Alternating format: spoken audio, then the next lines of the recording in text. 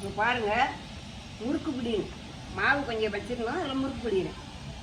ஒரு வீட்டில் கொஞ்சம் முறுக்கு போடலாமா? அம்மா முறுக்கு கொஞ்சம் பிடிங்களா?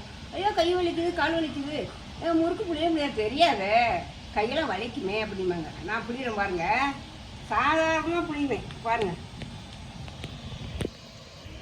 எனக்கு பழக்கமாக போச்சு நல்லா. பாருங்களா முறுக்கு எப்படி வருதுன்னு? அழகாக பிடிக்குவேன். எத்தனை முறுக்கு வேணுனாலும் பிடிக்குவேன். யாரும் சொல்ல வேண்டியதில்லை, நல்லா பிடிக்குவேன் பாருங்கள்.